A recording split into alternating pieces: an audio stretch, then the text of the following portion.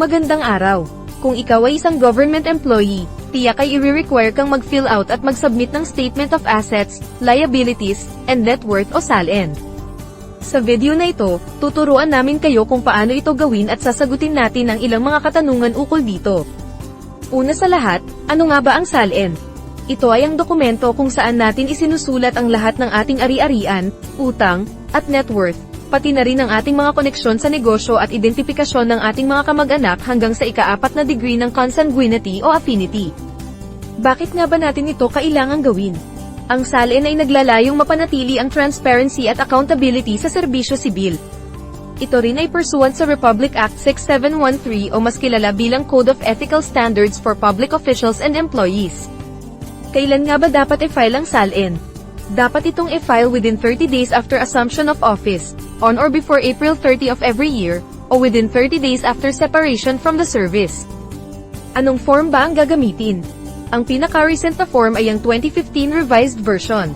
Tandaan, magiging invalid ang SALN kapag ibang form ang ginamit.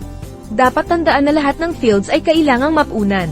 Kung mayroong hindi applicable, ilagay ang NA. Kung ang declarant ay single o ang asawa ng declarant ay hindi nagtatrabaho sa gobyerno, tick the box na, not applicable, sa top portion ng SALN na nagre-refer sa joint o separate filing. Kung pareho kayo ng asawa mo na government employees, pwede mag-file jointly or separately, depende sa choice nyo. Paano mag-file ng SALN jointly? Sa joint filing ng asawang parehong nasa government service, parehong ituturing na declarants ang mag-asawa, kaya sa signature portion ng SALN, mayroong space para sa spouse na nakalagay na, spouse co-declarant. Lahat ng ari-arian, kasama na ang peripheral, exclusive property ng wife, at capital properties, exclusive property ng husband, kung meron man, ay kailangang ideklara sa joint filing. Kung separate filing naman, ang capital or peripheral property ng asawa mo ay ilalagay pa rin sa SALN, pero hindi na ito kasali sa pag-compute ng net worth. Kung sakali ang inyong property regime ay complete separation of property, hindi na required na isali sa SALN ang properties ng asawa mo, ayon sa Supreme Court in the case of Abid Babano versus Executive Secretary, August 2019. Tandaan, kahit separated in fact or legally separated kayo ng asawa nyo ay kailangan pa rin ilagay ang pangalan niya sa SALN mo, unless mayroon na kayong final judgment of declaration of nullity or annulment of marriage. Sa kaso naman ng mga uniformed personnel, ano ang dapat nilang ilagay sa space na nagtatanong ng posisyon? Ito ba yung rank o designation? Ang mga uniformed personnel ay ina-appoint sa kanilang rank, kaya ito ang kanilang ilalagay sa blank space para sa posisyon. Ano naman ang ibig sabihin ng living in declarants, household? Ito ay ang aktual na presensya at paninirahan sa bahay ng declarant. Kasama ba sa SALN declaration ang mga anak na sinusuportahan ng declarant pero naninirahan sa ibang lugar dahil sa pag-aaral? Oo, kasama sa declaration ang mga dependent na anak na pansamantalang naninirahan sa ibang lugar dahil sa pag-aaral. Ano ba ang real properties? Ito yung immovables at improvements attached to the immovables. Ano ang dapat i-declare under sa real properties? Those properties under the declarant's name, or covered by an executed deed of sale, those inherited or those subject to extrajudicial settlement but not yet titled, in which case yung portion lang na sayo ang kailangan mong i-declare, at hindi ang buong property. Kailangan din na eksaktang location ng property. Ano ang basehan sa assessed value at fair market value ng real property? Ang assessed value at fair market value na matatagpuan sa tax declaration ng real properties ang magiging basehan at dapat ilagay sa SALN. Paano naman kung walang tax declaration? If there's no tax declaration, that means you are not paying your taxes, except na lang dun sa wala talagang tax declaration katulad ng memorial lots, in which case, NA ang dapat ilagay. Ano ba ang acquisition cost? Ito ang amount that you paid to acquire the property. Hindi kasali dito ang mga taxes gaya ng capital gains tax or dock stamp tax. Kung nagpa-renovate ka ng bahay or nagpagawa ng garage, yung expenses incurred mo sa improvements ang iyong ilalagay na acquisition cost. If you did not spend anything, zero ang ilalagay mo na acquisition cost. Ang mode of acquisition ay pwedeng by sale, donation or inheritance. Paano idedeklara ang mga inherited properties? Ang mga inherited properties ay natatransfer sa mga heirs by operation of law. Kaya kahit hindi pa ito naililipat sa pangalan ng declarant, dapat niyang ideklara ang kanyang bahagi dito bilang kanyang ari-arian. Para sa acquisition cost, ilagay ang 0. Para sa real properties na na-inherit, dapat ideklara ng declarant ang assessed value at fair market value na makikita sa tax declaration ng mga nasabing properties. Paano ba idedeklara ng empleyado ang co-owned property? Ang declarant ay dapat ideklara lamang ang portion na allotted sa kanya sa co-owned property. Paano idedeklara ang bayad para sa pre-selling na property? Ang total ng halagang binayaran hanggang December 31 ay dapat ideklara sa personal property bilang equity o interest sa subject property. Tandaan na sa personal property section mo na i-declare ang real properties na hindi pa sayo at subject pa sa contract to sell, kasi ownership has not been transferred to you yet, kahit nakatira ka pa dun. Ang pagbili ng ari-arian sa installment basis ay maaaring covered ng contract to sell o deed of absolute sale with mortgage. Para sa real property na covered ng contract to sell, kung saan ang pag-aari sa property ay nata-transfer lamang after full payment at execution ng deed of sale, ito ay idedeklara sa personal property. Ang acquisition cost na ilalagay ay ang kabuuang halaga na naibayad na hanggang December 31 at ilalagay sa liabilities ang outstanding balance. Para naman sa real property na covered ng deed of absolute sale pero may kasamang real estate mortgage, idedeklara ito sa real property section ng SALN. Ang acquisition cost ay ang purchase price na naka-indicate sa deed of absolute sale.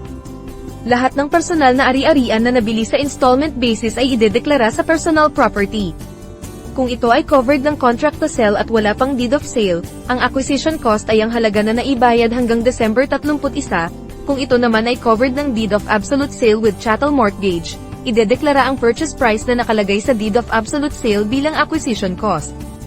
Kung ang bahay ay under construction pa hanggang December 31, paano ito idedeklara? Ang construction ng bahay ay itinuturing na improvement. Ito ay idedeklara bilang real property at ang acquisition cost nito ay ang amount of expenses incurred for the construction as of 31 December.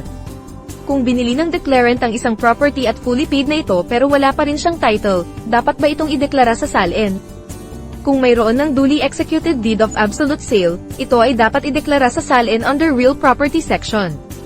Paano naman idedeklara ang mga improvements sa lupa na ginawa ng declarant kahit hindi sa pangalan niya ang lupa? Ang mga land improvements tulad ng bahay ay dapat ideklara sa SALN kahit ang lupa na kung saan ito nakatayo ay hindi pag-aari ng declarant.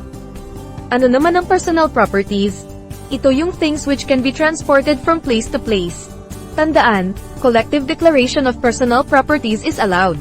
Paano ideklara ang mga minimal valued properties? Ang declarant ay maaaring ideklara ang mga ito collectively, ayon sa uri o klase ng personal na ari-arian tulad ng mga libro, jewelry o furniture at maaari ring gamitin ang various years bilang taon ng acquisition. Hindi ba nakakabigat para sa declarant na ideklara ang lahat ng personal properties?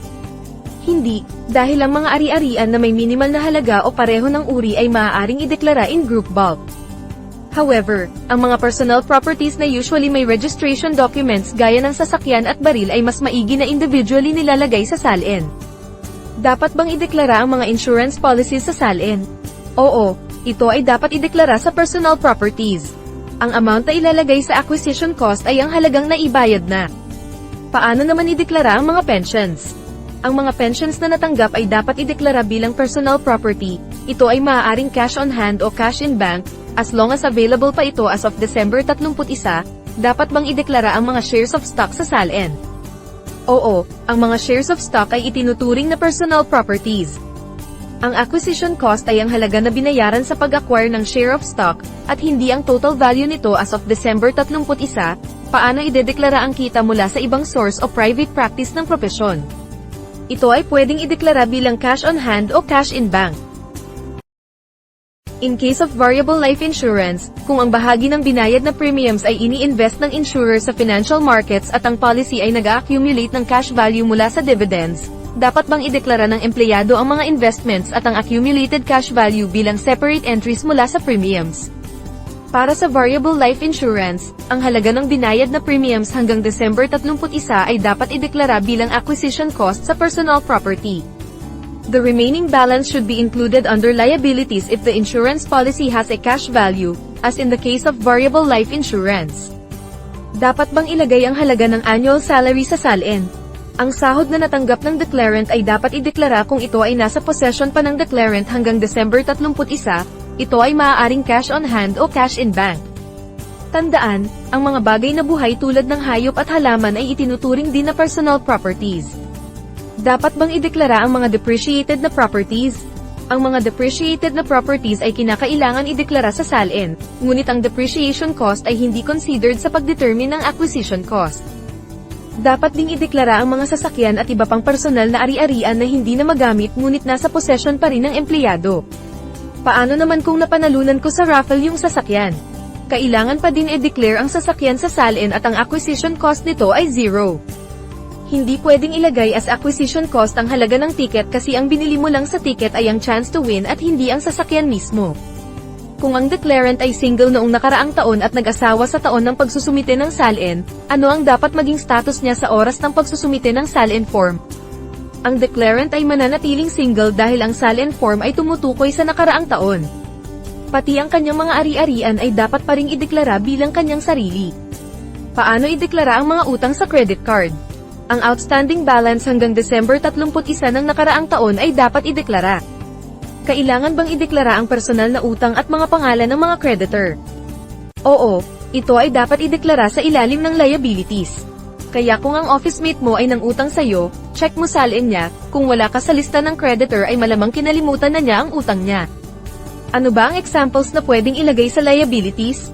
Dapat ilagay ang mga outstanding balance ng mga loans as of December 31, katulad ng loans sa banks, GSIS, Pag-ibig at sa mga lending institutions. Dapat bang isama sa liabilities ang water at electric bills, tuition fees, at gastusin sa ospital? Oo, if it remains outstanding as of 31 December. Ano ba ang example sa business interest?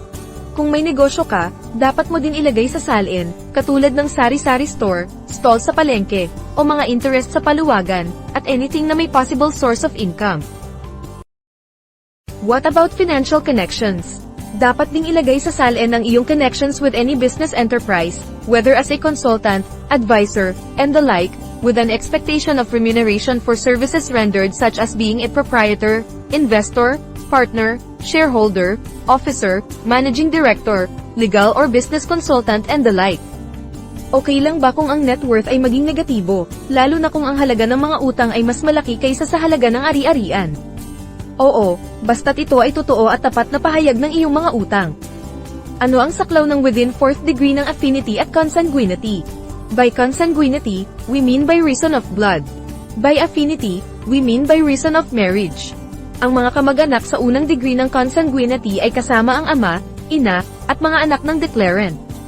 Ang mga kamag-anak sa unang degree ng affinity ay kasama ang biyenan na ama at biyenan na ina ng declarant. Ang mga kamag-anak sa ikalawang degree ng consanguinity ay kasama ang kapatid, lola, lolo, at apo ng declarant.